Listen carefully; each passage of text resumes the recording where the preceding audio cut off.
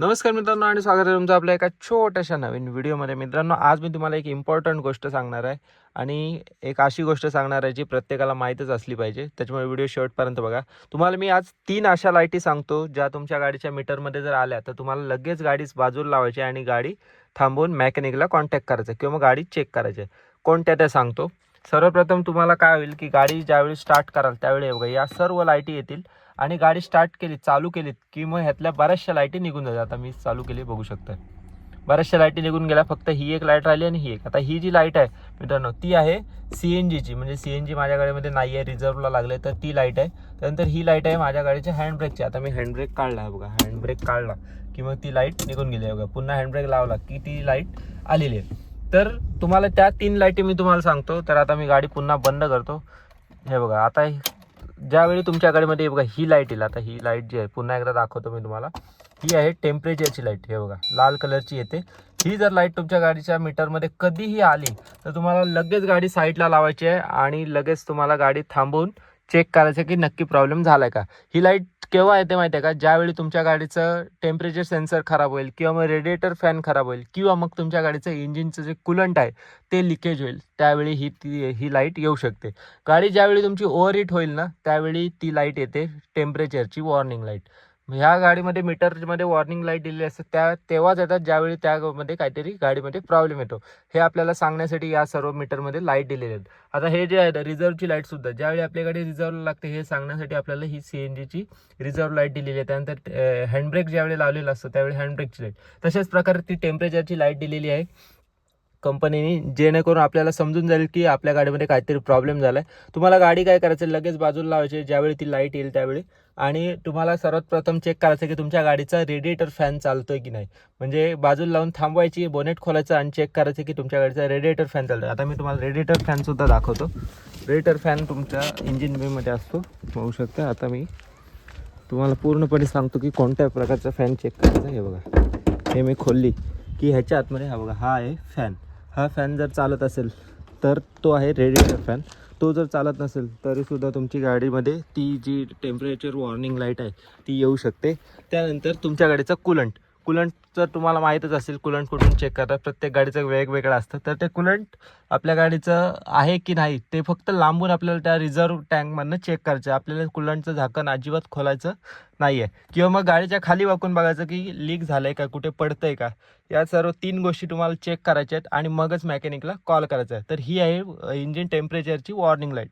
ही light तुम्हाला समजली असेल. त्यानंतर दुसरी एकदम इम्पॉर्टंट गोष्ट आहे, त्याच्यामुळे तुमचं इंजिन सीज होऊ शकतं. तर ती म्हणजे की ऑइल प्रेशरची लाईट. आता बघू शकताय ही बघा, ही खाली जी दिसते ना, ही बघा ही जी लाईट आहे ही आहे ऑइल प्रेशरची लाईट. ही जी लाईट जर आली ना तर तुम्हाला 1 सेकंदसुद्धा गाडी चालू ठेवायची नाही, लगेच बाजूला करायची आणि लगेच गाडी पूर्णपणे बंद करून घ्यायची.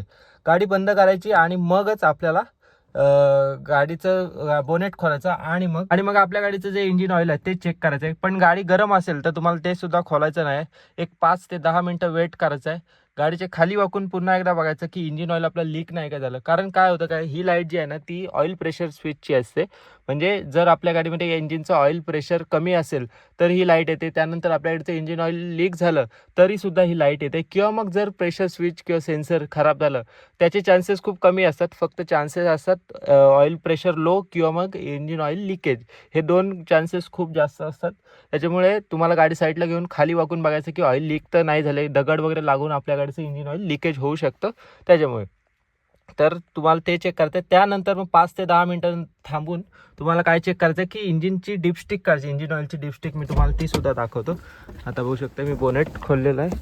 ती डिपस्टिक काढून तुम्हाला ऑइल लेवल चेक करायची. आता माझी गाडी मी सुद्धा आत्ता चालू केलेली आहे आणि पुन्हा बंद करून उभी केली. आता तीच डिपस्टिक जी आहे ती प्रत्येक गाडीची वेगवेगळ्या ठिकाणी असू शकते. आता माझ्या गाडीची बघा इथे आहे, ही काढायची आहे आणि तुमच्या गाडीचं इंजिन ऑइल लेवल चेक करायचे. आता ह्याच्यामध्ये हे बघा 2 पॉईंट दिले, हा एक आणि हा एक. होऊ शकतं हे 2 दिलेत. तर हा मॅक्सिमम आणि हा मिनिमम. ह्याचे जर खाली ऑइल असेल तरीसुद्धा तुमच्या गाडीचं इंजिनची जी लाईट आहे ती येऊ शकते आणि ह्याच्यावरती जरी झालं तरीसुद्धा येऊ शकते. पण वरती होत नाही, शक्यतो खाली होतं म्हणजे लिकेज होतं किंवा मग ऑइल इंजिन खाऊन टाकतं म्हणजे संपून जातं. तर तुमच्या गाडीमध्ये ती इंजिन वॉर्निंग लाईट येऊ शकते. तर हे तुम्हाला चेक करून घ्यायचं आहे. त्यानंतर ही झाली आपल्या इंजिन वॉर्निंग लाईट, म्हणजे इंजिन ऑइल प्रेशर स्विचची लाईट, तर ती येते. त्यावेळी तुम्हाला लगेच गाडी साईडला थांबवायची. जर तुम्ही गाडी साईडला नाही लावली तर तुमच्या गाडीचं इंजिन जे आहे ते सीज होऊ शकतं आणि एक तुम्हाला 50,000 ते 60,000 किंवा मग 1,00,000 रुपयापर्यंतसुद्धा खर्च येऊ शकतो. यासाठी मी तुम्हाला ही गोष्ट सांगतो. या 2 लाईट तुम्हाला इम्पॉर्टंट आहेत. त्यानंतर तिसरी एक लाईट आहे, ती म्हणजे इम्पॉर्टंट आहे. ती जर तुम्ही इग्नोर केली तर तुमची गाडी रस्त्यामध्ये कुठेही बंद पडू शकते अचानक. तुम्हाला समजणार पण नाही गाडी कधी बंद झाली. ती म्हणजे की बॅटरीची. ही बघा, ही जी लाईट आहे ना, ही लाईट आहे बॅटरीची. आता ही लाईट जी आहे ना, ज्यावेळी आपण गाडी स्टार्ट करतो त्यावेळी ही लाईट निघून जाते. जर ही लाईट कधी मध्ये आली किंवा मग गाडी ही जी लाईट आहे ती अचानक ब्लिंक करायला लागली तर तुमच्या गाडीचं अल्टरनेटर फेल झाले किंवा मग बॅटरी डेड झाले. आता मी तुम्हाला दाखवतो ते सुद्धा. तुमच्या गाडीचं अल्टरनेटर जे आहे ते तुमच्या इथे असतं. हे बघा, हे आहे या गाडीचं AC कॉम्प्रेसर आणि ह्याच्या मागे असतं अल्टरनेटर. तुम्हाला कदाचित दिसत असेल, ह्याच्या मागच्या साईडला हे बेल्टद्वारे चालतं. हा जो बेल्ट आहे ना, बघा इथे तुम्हाला बेल्ट दिसतच असेल. हा बेल्ट आहे, ह्या बेल्टद्वारे हे अल्टरनेटर चालतं. जरी हा बेल्ट जरी तुटला तरीसुद्धा तुमच्या गाडीचा अल्टरनेटर फेल होऊ शकतं आणि ती जी लाईट आहे ती येऊ शकते. आणि तुमच्या गाडीची जर बॅटरीसुद्धा डेड झाली तरीसुद्धा ती जी लाईट आहे ती येऊ शकते. ह्या 2-3 गोष्टी आहेत. जर अल्टरनेटर फेल झालं ना कधी पण रस्त्यात तर तुमच्या गाडीचं इलेक्ट्रॉनिक सिस्टीम चालणार नाही. जसं की स्टेअरिंग किंवा मग पॉवर विंडो किंवा मग फ्यूल पंपसुद्धा आपल्या अल्टरनेटरवर चालतो. आणि तो जो आहे ना, तो बॅटरी जास्त कन्झम्पशन करून बॅटरीसुद्धा पूर्णपणे डेड करून टाकेल. त्याच्यामुळे तुम्हाला ही जी लाईट आहे तीसुद्धा, या लाईटवरसुद्धा लक्ष ठेवायचं आहे की ही लाईट येऊ नये, आणि आली तरीसुद्धा तुम्हाला गाडी बाजूला करायची आहे. कारण काय होतं, रस्त्यामध्ये बंद नाही पडली पाहिजे गाडी, यासाठी.